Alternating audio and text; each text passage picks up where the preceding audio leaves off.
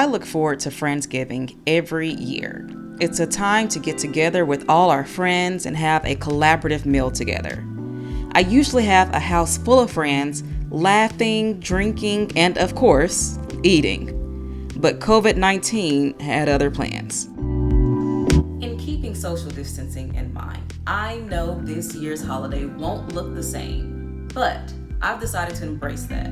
I still want those holiday flavors, but I'm gonna add a little bit of a twist to them just to kind of make them my own this year. So for my appetizer, I'm going with the butternut squash crostini. I started by peeling and cubing the squash.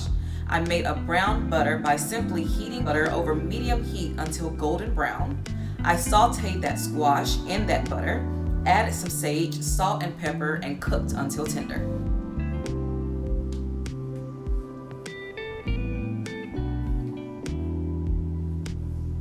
For the entree, I want all the fixings: turkey, dressing, cranberry sauce, green beans, the works. But no need for a full bird without the crowd. I opted for a turkey roulade with sausage, cornbread stuffing, potato and caramelized onion gratin, green bean almondine, cranberry sauce, and gravy.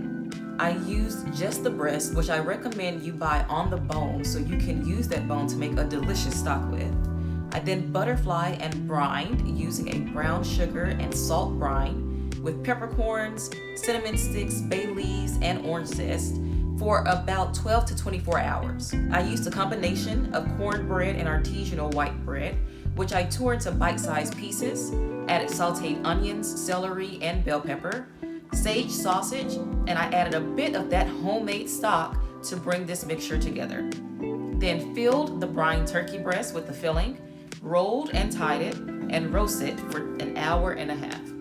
For the potato gratin, I started first by caramelizing the onions. I then thinly sliced potatoes using a mandolin, and I used a mix of sweet potatoes, russets, and red potatoes.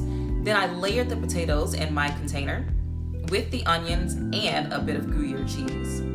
Then topped it with a heavy cream infused with garlic, thyme, and butter, then baked for an hour.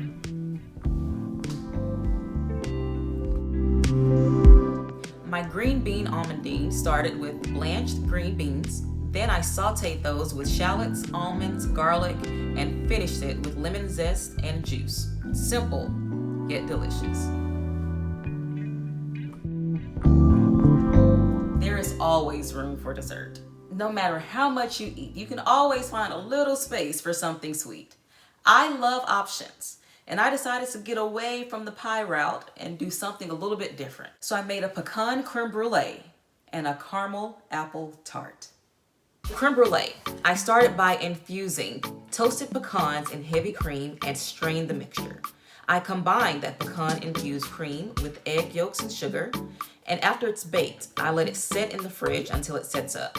Sprinkle the top with a little sugar and brûlée away. This simple apple tart just uses the base of puff pastry, topped with a caramel sauce, whipped with a bit of cream cheese, layered then with thinly sliced apples, and baked until golden brown. With these recipes, you may not miss the guests. Make sure you like, comment, and subscribe.